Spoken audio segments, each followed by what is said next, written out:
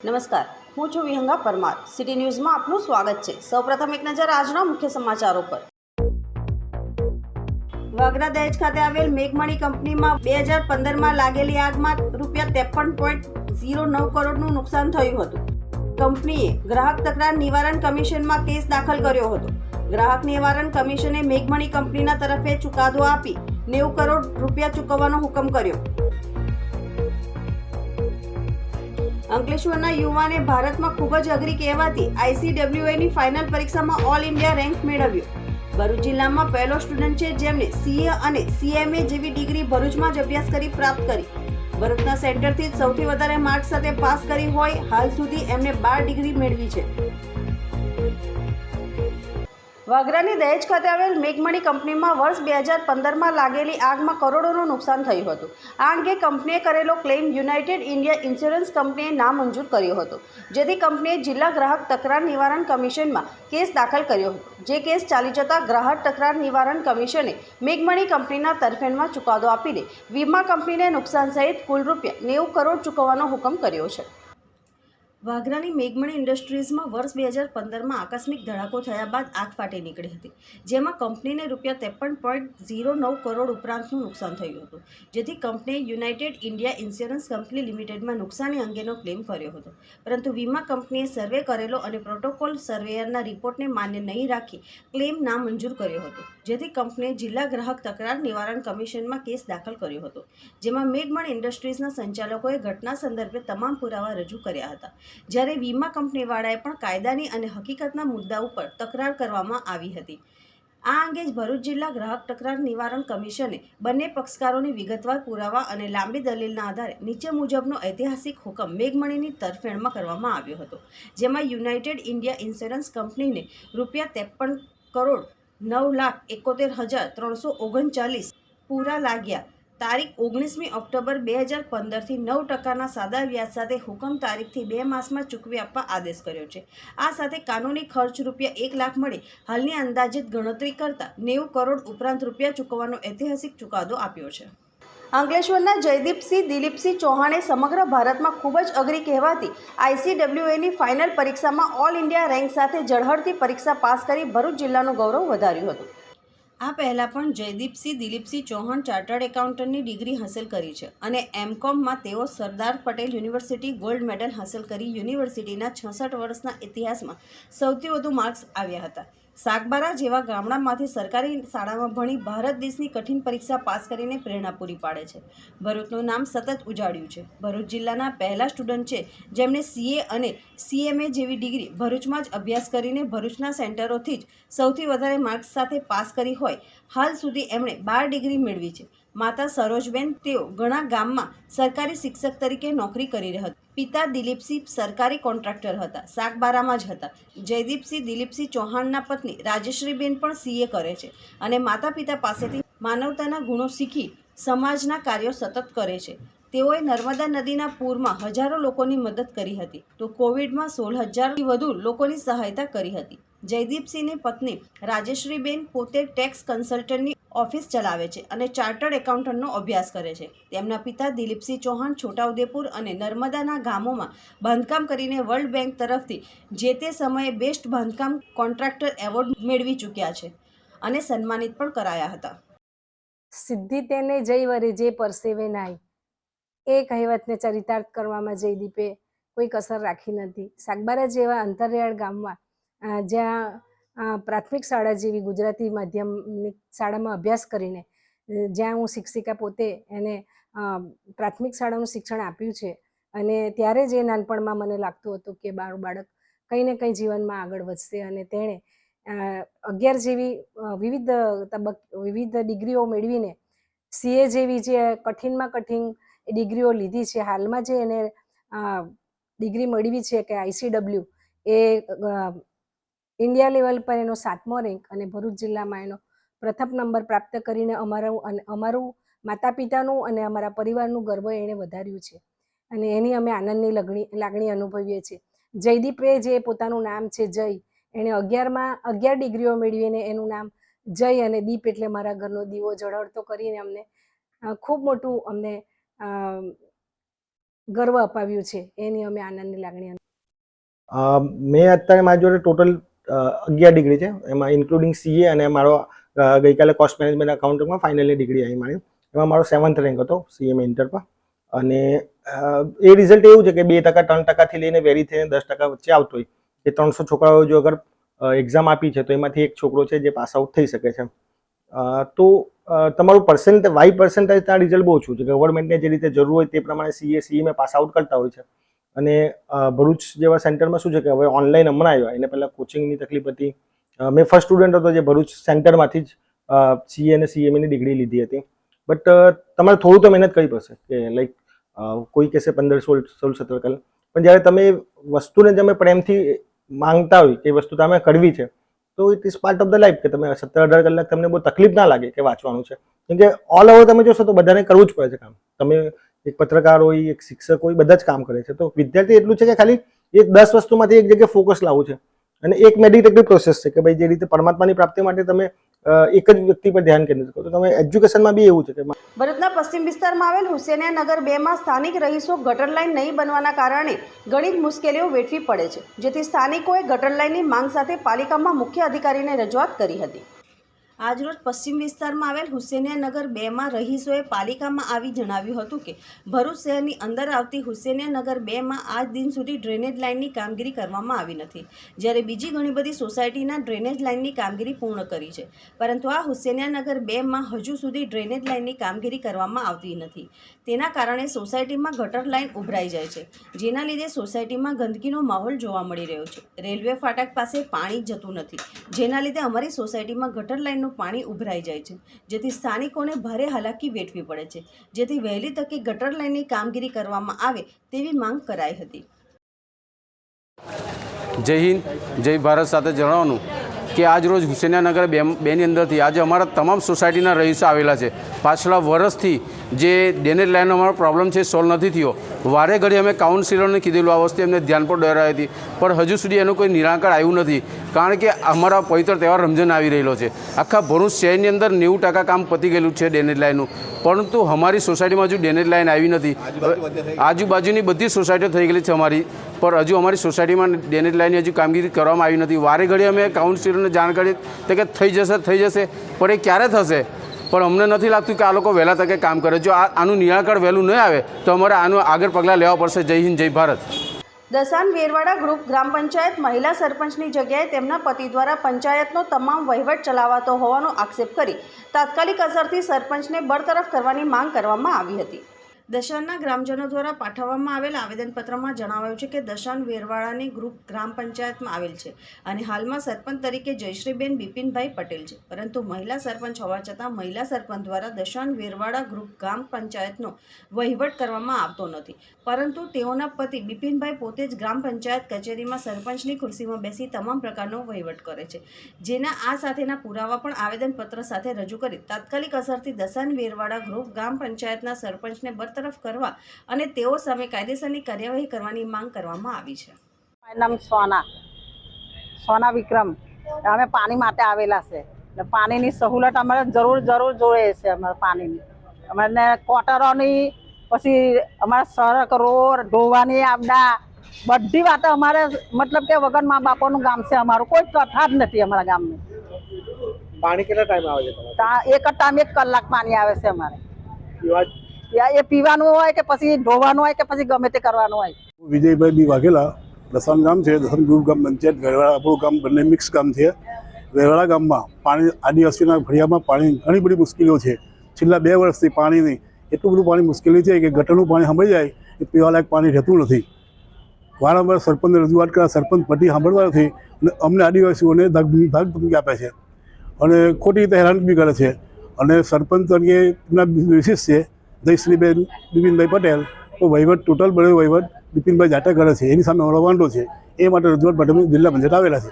ભરૂચ જિલ્લામાંથી પસાર થતા રાષ્ટ્રીય ધોરીમાર્ગ નંબર 48 પર ગત મોડી રાત્રિએ એક અકસ્માત સર્જાયો હતો. સર્જાયેલા અકસ્માતમાં એક 12 વર્ષના કિશોરનું મોત નીપજતા અરેરાટી વ્યાપી જવા પામી હતી. ભરૂચ નેશનલ હાઈવે પર અકસ્માતોની સંખ્યા દિવસે ને દિવસે વધી હોય તેમ લાગી રહ્યું છે. ગતરોજ મોડી રાત્રિના યુપીથી એક પરિવાર બસમાં બેસીને પાલેજ આવ્યું હતું. તેઓ બસમાંથી પાલેજ બ્રિજના છેડે ઉતરી ડિવાઈડર પર ઊભા હતા. આ સમય દરમિયાન આઈસર ટેમ્પા ચાલકે ગાયત્રીબેન, જ્યોતિબેન અને 12 વર્ષીય યશકુમારને અડફેટમાં લીધા હતા.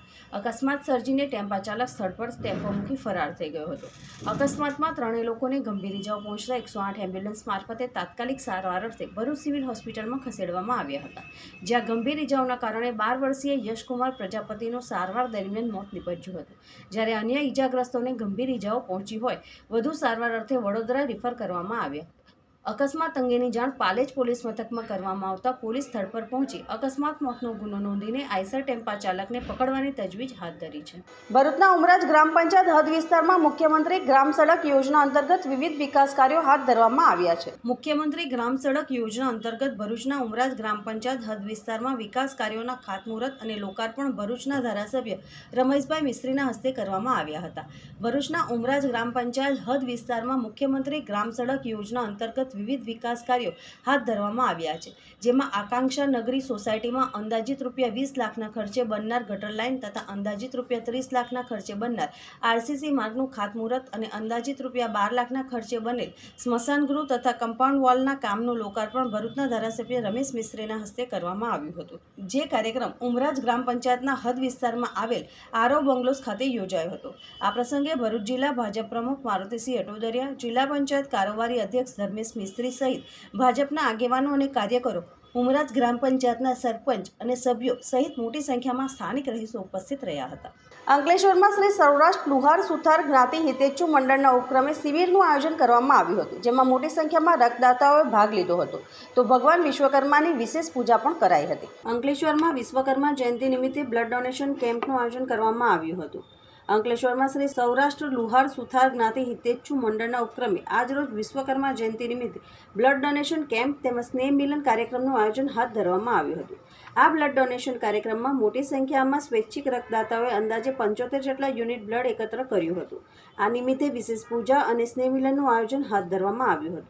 આ તબક્કે લુહાર સુથાર જ્ઞાતિ હિતેચ્છુ મંડળના આગેવાનો વિપુલ રાઠોડ, ભાર્ગવ પરમાર, કલ્પેશ પરમાર, હિતેન ઉમરાડિયા, જય પરમાર, કિશન પરમાર વગેરેએ આયોજનમાં ખૂબ જ જહેમત ઉપાડી હતી. ભરૂચ જિલ્લામાં જિલ્લા ચૂંટણી અધિકારી અને કલેક્ટર તુષારદી સુમેરા દ્વારા આગામી લોકસભા સામાન્ય ચૂંટણી 2024ની વિવિધ કામગીરી સાથે સંકળાયેલા જિલ્લા કક્ષાના કુલ 19 નોડલ અધિકારીઓ સાથે કલેક્ટર કચેરી બેઠકનું આયોજન કરાયું હતું. જિલ્લા ચૂંટણી અધિકારી અને કલેક્ટર દ્વારા લોકસભા સામાન્ય ચૂંટણીમાં ભાગ લેનાર તમામ પોલિંગ સ્ટાફની વ્યવસ્થા, ઈવીએમ અને વીવીપેટ મેનેજમેન્ટ, સંગ્રહ, પરિવહન, મટીરીયલ મેનેજમેન્ટ, ખર્ચ અને આદર્શ આચારસંહિતાનો અમલ, કાયદો અને વ્યવસ્થા, બેલેટ પેપર, મીડિયા સંબંધી વ્યવસ્થાઓ, વોટર હેલ્પલાઇન, કોમ્યુનિકેશન પ્લાન, મતદાન જાગૃતિ, દિવ્યાંગ મતદારો માટેની વ્યવસ્થા અંગે નિમાયેલ નોડલ અધિકારીઓને તેઓને સોંપવામાં આવેલ કામગીરીની પૂર્વ તૈયારીઓને ધ્યાનમાં લઈ જરૂરી માર્ગદર્શન તેમજ સૂચનાઓ આપી સમય મર્યાદામાં પૂર્ણ કરવામાં જણાવ્યું હતું. આગામી સમયમાં જિલ્લામાં આવનાર ચૂંટણી નિરીક્ષકો માટેની વ્યવસ્થા ચૂંટણીની સંભવિત તારીખ પહેલાં જ કરી લેવા જણાવ્યું હતું. નાયબ જિલ્લા ચૂંટણી અધિકારી ડોક્ટર S.M. ગાંગુલી, જિલ્લા વિકાસ અધિકારી P.R. જોશી તથા નિવાસી અધિક કલેક્ટર N.R. ધાંધલ સહિત અન્ય અધિકારીઓ ઉપસ્થિત રહ્યા હતા. અંકલેશ્વર તાલુકાના સરફુદ્દીન ગામ પાસે બુલેટ ટ્રેન પ્રોજેક્ટમાં મૂકેલ 14 લાખની બોલેરો પિકઅપની થયેલી ચોરીમાં અંકલેશ્વર તાલુકા પોલીસે એક ડ્રાઈવરની ધરપકડ કરી હતી અને પિકઅપ ગાડી કબજે કરી અન્ય એક શખ્સને વોન્ટેડ જાહેર કરી વધુ તપાસ હાથ ધરી છે. પોલીસ સૂત્રીય માહિતી મુજબ મૂળ રાજસ્થાન અને હાલ સુરત જિલ્લાના કામરેજ તાલુકાના કોસમાળા ગામમાં રહેતા પ્રકાશ મનારામ ઘાંચીની બોલેરો કેમ્પર પિકઅપ ગાડી અંકલેશ્વર તાલુકાના સરફુદ્દીન ગામ પાસે બુલેટ ટ્રેન પ્રોજેક્ટમાં ચાલે છે. જે પિકઅપ ગાડીનો રાજસ્થાનનો ચાલક ઈશ્વર બીજારામ સિરવી એક દિવસ માટે ચાલક તરીકે આવેલ લક્ષ્મણ નામના શખ્સને ભેગા મળી ગત તારીખ 24મી જાન્યુઆરીના રોજ 14 લાખની કિંમતની પિકઅપ ગાડીની ચોરી કરી ફરાર થઈ ગયા હતા. જે અંગે પ્રકાશ ઘાંચીએ ગત તારીખ 4 ફેબ્રુઆરીના રોજ અંકલેશ્વર તાલુકા પોલીસ મથકમાં ફરિયાદ નોંધાવી હતી. પોલીસે ગુનો નોંધી તપાસ હાથ ધરતા પિકઅપ ચોરીમાં સંડોવાયેલ ચાલક ઈશ્વર બીજારામ સિરવીને ઝડપી પાડી 14 લાખની પિકઅપ કબજે કરી હતી. તેમજ અન્ય ચાલક લક્ષ્મણ નામના શખ્સને ઝડપી પાડવાની કવાયત હાથ ધરી છે. ભરૂચ દહેજ બાયપાસ રોડ પર આવેલ શ્યામવિલા સોસાયટીમાં રહીશો દ્વારા સોમેશ્વર મહાદેવ મંદિરનું નિર્માણ કરવામાં આવ્યું. તારીખ 19, 20, 21 આ 3 દિવસ દરમિયાન મંદિરની પ્રાણ પ્રતિષ્ઠાનું આયોજન કરવામાં આવ્યું હતું, જેમાં દ્વારકાથી વેદોમાં પારંગત એવા 10 પંડિતો દ્વારા વૈદિક પદ્ધતિ અને શાસ્ત્રોની વિધિસર ખૂબ સરસ રીતે પ્રાણ પ્રતિષ્ઠા કરવામાં આવી હતી. આ પ્રાણ પ્રતિષ્ઠા યજ્ઞમાં સોસાયટીના 35 જેટલા યુગલોએ યજ્ઞ કર્યો હતો. શ્યામવિલાના રહીશો દ્વારા ખૂબ જ ઉત્સાહભેર પ્રાણ પ્રતિષ્ઠા મહોત્સવ ઉજવવામાં આવ્યો હતો. શ્યામવિલા સોસાયટીના દરેક ચેમ્બરે આ અમૂલ્ય માંગલિક ઉત્સવનો આનંદ માણ્યો હતો. યજ્ઞના મુખ્ય આચાર્ય શ્રી શિવ ઉપાસક શાસ્ત્રી શ્રી સંદીપભાઈ ભોગાયતા તથા અન્ય દ્વારકાથી પધારેલા બ્રાહ્મણો દ્વારા પ્રાણ પ્રતિષ્ઠા પૂજન શાસ્ત્રોક્ત વિધિ સંપન્ન કરવામાં આવી હતી. સોસાયટીના દરેક મેમ્બરે ખૂબ સરસ તન, મન અને ધનથી સેવા આપી ટીમ વર્કનું ઉત્તમ ઉદાહરણ પૂરું પાડ્યું હતું.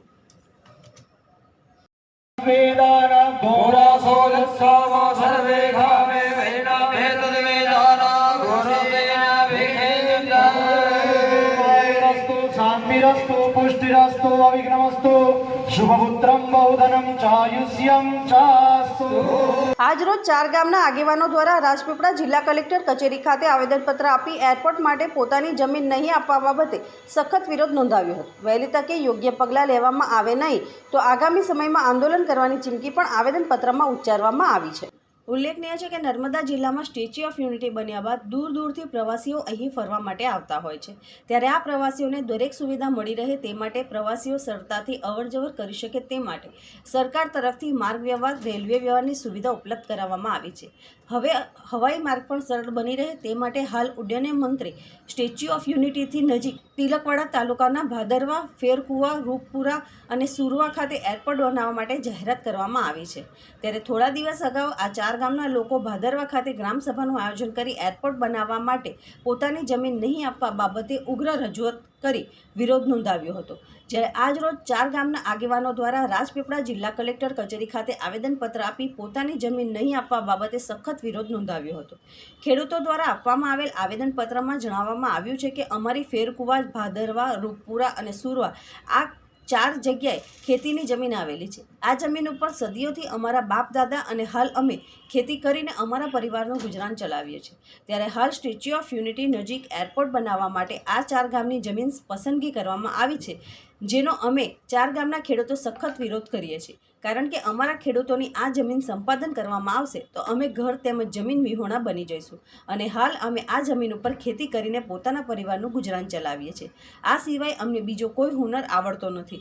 જેથી આ આવેદનપત્રના માધ્યમથી એરપોર્ટ બનાવવા માટે અન્ય કોઈ જગ્યા પસંદ કરવામાં આવે અને વહેલી તકે કોઈ પગલાં લેવામાં આવે, નહીં તો આગામી સમયમાં કાયદામાં રહીને આંદોલન કરવાની ચીમકી પણ આવેદનપત્રમાં ઉચ્ચારવામાં આવી હતી. અમારે જમીન નથી આપવી અને અમારે અન્ય જગ્યાએ નથી જવું એવો અમારો સખત વિરોધ છે. તેમ છતાં સરકાર જો મનમાની કરશે અને સરકાર સામે લડવાની ફરજ પડશે તો અમે લડવા તૈયાર છીએ, આંદોલન કરવા પણ તૈયાર છીએ. તો આ સરકાર અમને કોઈ પણ જાતની જાણ કર્યા વગર બારોબાર સર્વે કર્યું છે અને ખેડૂતોને કોઈને ખબર નથી અને પછી અચાનક જાહેરનામું પાડવાથી અમારા 4 ગામોની અંદર અત્યારે લગ્ન સિઝન ચાલે છે. ત્યારે અમારી છોકરીઓનો લગ્ન તૂટી ગયા છે અને અમારા છોકરાઓને કોઈ છોકરીઓ આપવા તૈયાર નથી. કારણ કે આ જમીન એરપોર્ટમાં જશે તો અમારી છોકરીઓ કેવી રીતે જીવશે? એટલા માટે અમારા ગામડોની અંદર કોઈ લગ્ન કરવા તૈયાર નથી. અમારા 4 ગામની અંદર એક ગામ ઓબીસીનું આવેલું છે, જે કે બારિયા સમાજ રહે છે. ત્યારે આવી અત્યારથી જ અમારી પરિસ્થિતિ અવારનવાર ખરાબ થવા માંડી છે. તો સરકાર શ્રીને હું એમ કહેવા માગું છું કે આવી તાનાશાહીથી કોઈ પણ જાણ કર્યા વગર અમારી બાપ દાદાની મિલકત પચાવી પાડવાનો આ નિર્ણય લે છે, એ નિર્ણયને હું સખત વખોડી કાઢું છું. તારીખ 21/2/2024ના રોજ કલેક્ટર સાહેબના સેવાસદન કચેરીમાં અમારા તિલકવાડા તાલુકાના ભાદરવા, સુરવા, ફેરકુવા અને રૂપવાડા ગામની જમીન સરકાર એરપોર્ટ માટે સંપાદન કરવા માંગે છે, એના માટે અમે આવેદનપત્ર આપવા માટે કલેક્ટર કચેરીએ અમારા ખેડૂત આગેવાનોને લઈને આવ્યા છે. તો અમારી માંગણી મુજબ આ જે જમીન સંપાદન જે કરવાની છે એના માટે સરકાર નિર્ણય પર છે એવું અમને જાણવા મળે છે. તો સરકાર કંઈ નિર્ણય બતાવે તો અમને ખેડૂતોને કંઈ હૂજ પડે. સરકારનો નિર્ણય અમારે જાણવો છે, એના માટે અમે આવેદનપત્ર આપવા માટે આવ્યા છે. સરકાર નિર્ણય આપે પછી અમારા નિર્ણય અમે લઈ શકીએ. જમીન આપવી નથી, પણ એના માટે અમારે આગળ વિચારવા માટે આ આવેદનપત્ર માટે આપવા આવ્યો છે. જંબુસર માઇનર 1 અને 2ના નહેરના પ્રશ્નોને લઈને ધરતીપુત્રોએ નાયબ કાર્યપાલક ઇજનેરને ધારદાર રજૂઆતો કરી આવેદનપત્ર આપ્યું હતું.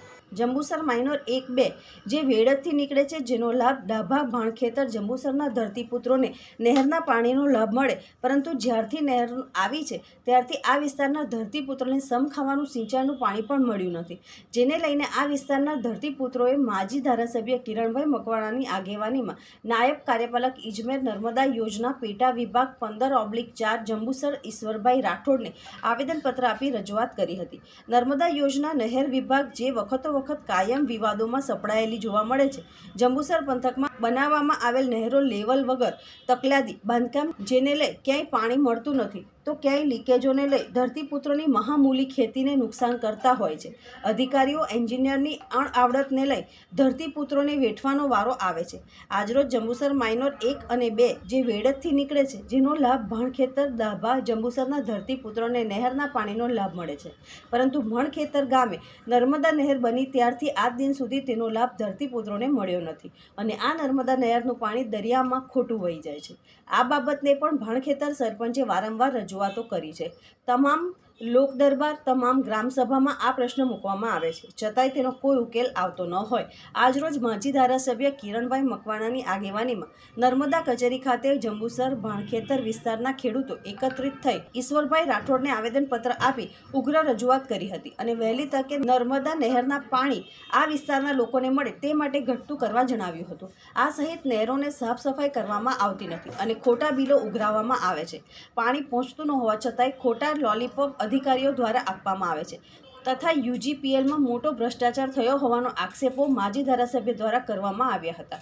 આવેદનપત્ર આપવા સરપંચ જગદીશભાઈ પટેલ, જંબુસર ભાણખેતર ધરતીપુત્રો મોટી સંખ્યામાં હાજર રહ્યા હતા.